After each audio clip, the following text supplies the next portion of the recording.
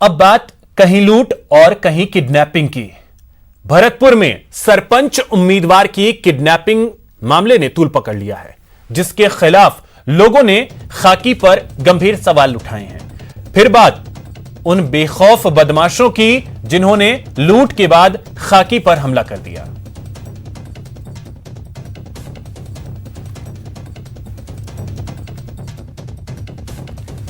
तो भरतपुर से बड़ी खबर आपको बता दें, सरपंच उम्मीदवार की किडनैपिंग की खबर यहां से सामने आई। हथियार के दम पर सरपंच उम्मीदवार का अपहरण किया गया। परिजनों ने थाने में हंगामा भी किया है और इसके बाद पुलिस की कार्यशैली पर सवाल भी उठाए हैं। तो यह बड़ी खबर आपको बता दें, भरतपुर से यह खबर है जहां पर एक सरपंच उम्मीदवार को किडनैप कर लिया गया। हथियार के दम पर उसे अपहरित किया गया। परिजनों ने थाने पर जमकर हंगामा भी किया है। तस्वीरें भी आप देख रहे हैं, भारी संख्या में लोग थाने पहुंचे और वहां पर जमकर हंगामा भी किया है। पुलिस की कार्यशैली पर सवाल उठ रहे हैं। 7:30 8 बजे की बात है। मेरा भाई सरपंच जी का चुनाव लड़ रहा था ग्राम पंचायत सिहावली से, और जो दूसरा विपक्षी पार्टी थी, 2 ही आदमी कैंडिडेट थे, मुबीन और हाकम। तो चुनावी रंजिश में वो जब प्रचार करके जा रहा गांव की तरफ, तो किशनपुरा की पोखर के पास आवेद को मुबीन, फज्जू, हाकम, लियाकत, परवेज, वकील, इम्तियाज, तो इनने बिंदु की नोक पे एक इन पे बुलेट मोटरसाइकिल ही, एक पल्सर मोटरसाइकिल थी, और इनने उठा के आए। और एक बोलेरो थी HR नंबर की, 70 नंबर था, ज़्यादा आगे नंबर कुछ जानकारी हम पे ही नहीं आगे। तो ऐसा लग रहा है जैसे पुलिस जिस तरीके से ना निष्क्रियपणे से काम कर रही है, जैसे पुलिस ने पैसे ले लिए और वहाँ से भी हमें कानों में आवाज़ आई 6 लाख रुपए पुलिस प्रशासन को उन्होंने थानेदार सीकरी और वो थानेदार जुरेड़ा दोनों SHO को दिए हैं। इसलिए पुलिस जो बिल्कुल भी कार्रवाई नहीं कर रही। मैं जस्ट पहले ही 5 मिनट पहले निकला था वहाँ मौके से, और ये बोलेरो खड़ी थी, पल्सर मोटरसाइकिल, और एक और थी लाल कलर की, उसका मैं बुलेट है, उस पे नीले कलर की। आप थाने पे थाने के आने पे के बाद क्या थाने के पे हमने सूचना दी, 2 घंटे तक ये नहीं गए। तो प्रवीण हमारे सहयोगी अधिक जानकारी के साथ जुड़ गए हैं। प्रवीण, पूरी जानकारी क्या है और अपहरण को लेकर पुलिस का रवैया क्या है? मैं आपको बता दूं कि आजकल अपराधियों के हौसले बुलंद हैं। कहीं ना कहीं पुलिस की नाकामी सामने आ रही है। इसी के चलते आज सुबह तड़के में जब ये उम्मीदवार है सीकरी थाना क्षेत्र का और ग्राम पंचायत से सरपंच जी का चुनाव लड़ रहा है, उसका हथियारों के बल पर अपहरण कर लिया गया। जब इसका मुकदमा दर्ज कराया गया तो खाली आश्वासन मिले और कि शीघ्र ही इसको छुड़ाया जाएगा।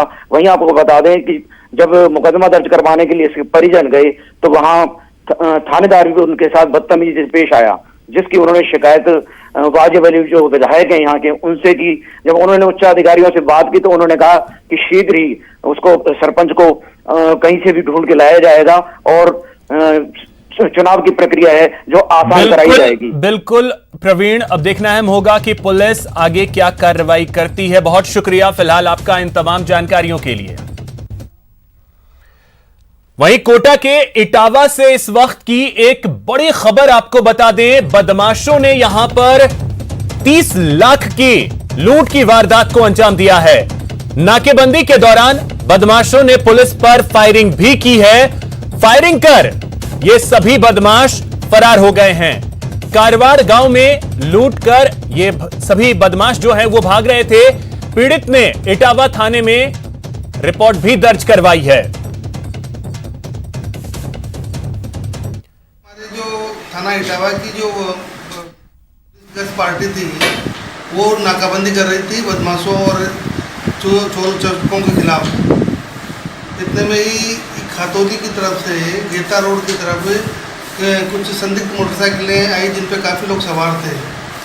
उन मोटरसाइकिलों को हमारी गश्त पार्टी के द्वारा रुकवाने का प्रयास किया तो उन्होंने अपनी मोटरसाइकिलें नहीं रोकी और गणेशगंज की तरफ अपनी मोटरसाइकिलें भगा के ले गए।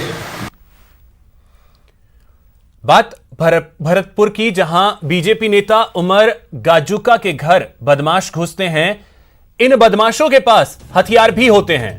मकान में कुल 5 बदमाश घुसते हैं, लेकिन तभी गांव वालों के शोर से ये सभी बदमाश कार दौड़ाकर भागना शुरू करते हैं। आप देख सकते हैं ये 3 तस्वीरें हैं। पहली तस्वीर उसी कार की है जिसमें बदमाश सवार होकर आए थे। दूसरी तस्वीर है थाने की, जहां एक बदमाश सलाखों के पीछे है, जबकि तीसरी तस्वीर उसी कार की है जिसका पीछा ग्रामीणों ने किया, जिसे छोड़कर बदमाश फरार हो गए। अब बात सिरोही के माउंट आबू की, जहां पर नशे में धुत महिला पर्यटकों ने उत्पात मचाया। पुलिसकर्मियों से बदतमीजी की, स्थानीय युवक के साथ मारपीट किया। तस्वीरें आप देख सकते हैं। आपको बता दें कि सिरोही के माउंट आबू में शनिवार और रविवार वीकेंड के चलते गुजरात से भारी संख्या में पर्यटक माउंट आबू पहुंचते हैं। देर शाम को एक कार जिसमें 3 महिलाएं और एक पुरुष थे, उन्होंने आबू रोड मार्ग पर जमकर उत्पात मचाया और एक युवक के साथ मारपीट की। घटना की जानकारी मिलने पर पुलिस मौके पर पहुंची और जाम खुलवाया और सभी का मेडिकल करवाया। अब बात भीलवाड़ा की, जहां हॉस्पिटल में आग लगने की वजह से हड़कंप मच गया। आप टीवी स्क्रीन पर 3 तस्वीरें देख सकते हैं। पहली तस्वीर है बांगड़ हॉस्पिटल की, जिसकी 3री मंजिल पर आग लग गई। हालांकि आग के कारणों का पता नहीं चल सका है, लेकिन शॉर्ट सर्किट प्रारंभिक वजह बताया जा रहा है। दूसरी तस्वीर में भी आप देख सकते हैं कि कैसे आग के कारण हॉस्पिटल में हड़कंप मच गया और सभी मरीजों को सुरक्षित बाहर निकाला गया। और तीसरी तस्वीर है दमकल कर्मियों के वहां पहुंचने की, जब वो वहां पहुंचे और आग पर काबू पाया। भरतपुर के गौरव पथ की तस्वीरें आपको दिखाते हैं। इसके गौरव पर पलीता लग रहा है।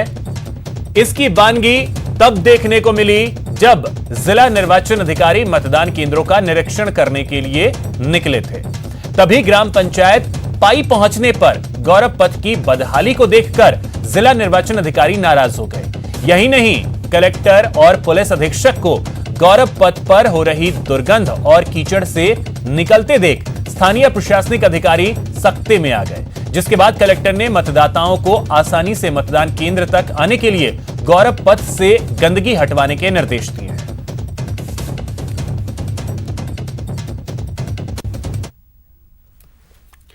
खबर टोंक जिले से है, जहां पर टोडा रायसिंह थाना क्षेत्र के ढीबरू गांव में 2 भाइयों में जमीन को लेकर विवाद हो गया। विवाद इतना बढ़ा कि दोनों पक्षों में जमकर लाठियां चली और पथराव हुआ। हमले में दोनों पक्षों से करीब 3 लोग घायल हो गए। घटना की जानकारी मिलने के बाद मौके पर पहुंची पुलिस ने परिवार के बयान दर्ज किए और फरार हमलावरों की तलाश शुरू कर दी।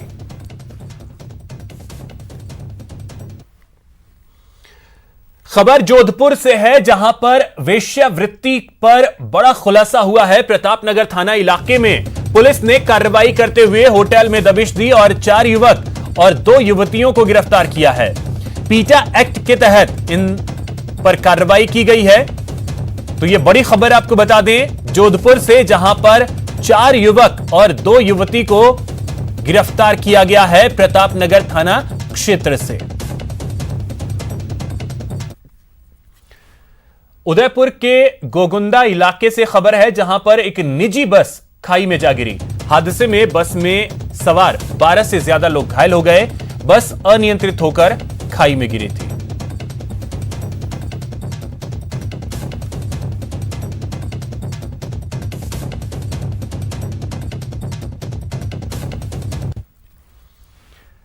ग्राम पंचायत चुनाव 2020 पहले चरण में 9,171 उम्मीदवारों ने अपने अपने नामांकन भरे हैं। अब चुनाव चिन्हों का आवंटन किया जा रहा है। आज ही उम्मीदवारों की सूची की लिस्ट जो है वो जारी हो जाएगी। 27 सितंबर को मतदान दल रवाना होंगे मतदान केंद्रों के लिए। 1002 ग्राम पंचायतों में 28 सितंबर को मतदान होना है। मतदान की जो प्रक्रिया है वो सुबह 7:30 पर शुरू होगी। शाम 5:30 तक मतदान होगा। 27 सितंबर को सभी मतदान कर्मी जो हैं अपने अपने मतदान केंद्रों के लिए रवाना हो जाएंगे। 1002 ग्राम पंचायतों में 28 सितंबर को वोटिंग होगी। कोरोना गाइडलाइंस का सख्ती से पालन करवाया जाएगा। प्रेम मीणा हमारे सहयोगी अधिक जानकारी के साथ जुड़ गए हैं। प्रेम, बिगुल तो बज चुका है और अब नामांकन वापस लेने की भी जो प्रक्रिया है वो खत्म हो गई है। इस वक्त प्रक्रिया क्या चल रही है चुनाव को लेकर? देखिए अभिषेक जी, मैं आपको बताना चाहूंगा, नामांकन वापस लेने का समय अपराह्न 3 बजे राज्य निर्वाचन आयोग ने रखा था। अब राज्य निर्वाचन आयोग के जो अधिकारी है, जो ग्राम पंचायत में लगे हुए हैं, वो कितने नामांकन पत्र वैध पाए गए हैं और कितने प्रत्याशियों ने नामांकन पत्र वापस लिए हैं, इन्हीं की छानबीन में लगे हुए हैं। ऐसा माना जा रहा है कि देर रात तक पूरे राज्य से आयोग के पास अधिकृत जानकारी आ जाएगी कि प्रथम चरण के चुनाव में कुल कितने प्रत्याशी मैदान में डटे हुए हैं। जहां तक कानून व्यवस्था की बात है, आयोग ने इसके पुख्ता इंतजाम किए हैं। इस बार पहली बार पुलिस ने ये अहम जिम्मेदारी संभाली है। अन्य राज्यों से होमगार्ड की सेवाएं पुलिस प्रशासन ने नहीं ली है। पुलिस खुद अपने स्तर पर ही सुरक्षा व्यवस्था का इंतजाम कर रही है। कोरोना गाइडलाइन की पालना के लिए आयोग ने सख्त दिशा निर्देश जारी किए हैं। प्रचार में पूरी तरह गाइडलाइन का पालन किया जाएगा। प्रत्याशी ढोक नहीं लगा सकेंगे और ना ही गले मिल सकेंगे, केवल दूर से ही नमस्ते ही करना होगा। जी चलिए, बहुत शुक्रिया आपका प्रेम इन तमाम जानकारियों के लिए। तो इस वक्त जो प्रक्रिया है चुनाव आयोग की तरफ से वो आगे बढ़ाई जा रही है और आज जो है वो चुनाव चिन्ह भी आवंटित हो जाएंगे। बहुत शुक्रिया प्रेम आपका तमाम जानकारियों के लिए। तो वहीं पंचायत चुनाव को लेकर ग्रामीण इलाकों में उत्साह भी देखने को मिल रहा है। जिन ग्राम पंचायतों में प्रथम चरण में मतदान होने हैं वहां चौपालें सजने लगी हैं और चुनावी चर्चाएं जोर पकड़ने लगी हैं। दौसा से हमारे संवाददाता आशीष शर्मा स्थिति बता रहे हैं बड़ा गांव ग्राम पंचायत से। चुनाव 2020 के लिए अब गांव में रौनक आ चुकी है और चाय की दुकानों पर यहां पर चुनावी चौपाल सजने लगी है। यह हम कर रहे हैं दौसा जिले के बड़ा गांव में और यहां पर प्रथम चरण में चुनाव होने वाला है और सभी गांव वालों को काफ़ी उत्सुकता है कि कब 28 सितंबर आएगी और ये मतदान करेंगे। हम यहां के मतदाताओं से बात करते हैं कि गांव के विकास के लेकर इस बार किस तरह का मतदान करोगे, किस सोच को लेकर मतदान करोगे? जो हमारे गांव में विकास करेगा हम उसको सोच समझ के वोट देंगे। हमारे जो गांव में और भी कोई चीज़ की कमी होगी उसको बोलेंगे, वो पूरी करेगा तब उसको हम वोट देंगे, उसको चुनेंगे। क्या कमियां आपके गांव में काई होना चाहिए अपना गांव में, यह बताओ थे? अस्पताल कौन हॉस्पिटल को बढ़िया पढ़ाई के लिए स्कूल होनी चाहिए, इस चीज़ें कमी है। बिल्कुल, स्कूल और जो अस्पताल है, चाहे पशुओं का अस्पताल हो, क्योंकि जो गांव के जो लोग हैं वो पशुपालन पर डिपेंड होते हैं, इनको पशुओं का अस्पताल की आवश्यकता है। आप बताओ पानी की कैसी व्यवस्था है, पानी क्या चाहते हो? पानी की बहुत कमी है यहाँ तो। पानी की समस्या दूर की है। तो इस बार जो वोट दोगे तो पानी जो अब पानी की सप्लाई करेगा उसी को वोट देंगे। और भी अमर देखो यहाँ पे एक चाय की दुकान है और ये चाय वाले से बात करते हैं कि बताओ कि आपके एरिया में जो अपना वोट पड़ेगा तो कहीं सोच रहे वोट दोगे थे? अजी हम तो जब पानी के लिए प्यास मर रहा ज़्यादा कर, पानी की बहुत समस्या मन डांडान को, तो हमको पानी की समस्या से जी के मतलब व्यवस्था करोगे जी कर लिया चाहिए, वोट देंगे। आशीष शर्मा, न्यूज़ 18 दौसा। अलवर में न्यूज़ 18 राजस्थान की खबर का बड़ा असर देखने को मिला है। न्यूज़ 18 राजस्थान पर खबर दिखाए जाने के बाद सावड़ी ग्राम पंचायत में सरपंच प्रत्याशी के खिलाफ जिला प्रशासन ने मामला दर्ज कर लिया है। गौरतलब है कि शनिवार को पंचायत चुनाव नामांकन में सरपंच प्रत्याशी ने चुनाव आचार संहिता और कोरोना गाइडलाइंस की जमकर धज्जियां उड़ाई थी, जिसकी खबर न्यूज़ 18 राजस्थान ने प्रमुखता से दिखाई।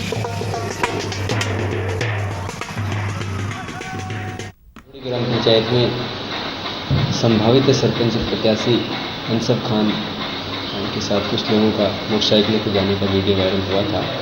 इस वीडियो की सत्यता की हमने चौकी प्रभारी अफसर से जांच करवाई। जांच में उसकी सत्यता पाए जाने पर हमने उसके खिलाफ प्रकरण दर्ज किया। आपदा प्रबंधन अधिनियम महामारी अध्यादेश के धारा 188 IPC में संभावित सरपंच प्रत्याशी अंशब खान व अन्य लोगों के खिलाफ प्रकरण दर्ज किया गया। वीडियो के आधार पर पहचान करके कार्रवाई। यहां रुकेंगे एक छोटे से ब्रेक के लिए। ब्रेक के बाद बात बढ़ते संक्रमण के बाद बढ़ती सख्ती।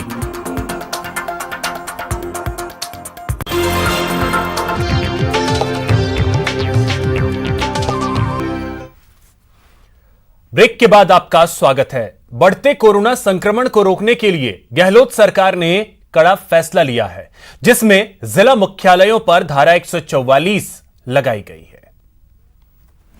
कोरोना पर सरकार का बड़ा प्रहार, 11 जिला मुख्यालयों पर धारा 144 लागू, सख्ती से हारेगा कोरोना। कोरोना संक्रमण की तेज रफ्तार पर ब्रेक लगाने के लिए गहलोत सरकार ने कड़ा कदम उठाया है, जिसमें जयपुर समेत संवेदनशील 11 जिला मुख्यालयों में धारा 144 लागू की गई है। इसके साथ ही जिन जिला मुख्यालयों में 5 लोगों से ज्यादा एक साथ इकट्ठा होने पर रोक रहेगी। सीएम गहलोत की अध्यक्षता में हुई एक हाई लेवल मीटिंग में बढ़ते कोरोना संक्रमण के मद्देनजर ये फैसला लिया गया, जिसके तहत जयपुर, जोधपुर, कोटा, अजमेर, अलवर, भीलवाड़ा, बीकानेर, उदयपुर, सीकर, पाली और नागौर जिला मुख्यालयों पर धारा 144 लागू रहेगी। सार्वजनिक जगहों पर मास्क पहनने और सोशल डिस्टेंसिंग का पालन करना अनिवार्य बताया गया है। सामाजिक धार्मिक आयोजन पर पहले की तरह 31 अक्टूबर तक रोक जारी रहेगी। अंतिम संस्कार में 20 और विवाह शादी के आयोजन में 50 लोगों के शामिल होने की छूट रहेगी। आयोजन की पूर्व सूचना स्थानीय उपखंड अधिकारी को देनी होगी। 21 सितंबर से राज्य स्तरीय हेल्पलाइन 181 शुरू होगा। कोरोना संक्रमण को रोकने के लिए सरकार अपने तरफ से हर मुमकिन कोशिश कर रही है, कड़े कदम उठा रही है, लेकिन कोरोना से लड़ाई में सभी को जागरूक होना होगा। गाइडलाइन का पालन करना पड़ेगा, तभी कोरोना हारेगा।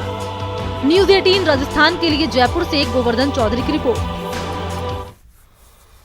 तो इसी खबर पे और अधिक जानकारी के साथ हमारे सहयोगी अरबाज अहमद जयपुर से सीधे इस वक्त जुड़ रहे हैं।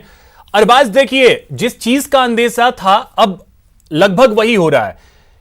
छूट दी गई, लोग छूट को बेतरतीब इस्तेमाल करते चले गए और अब सरकार को फिर से सख्त होना पड़ रहा है।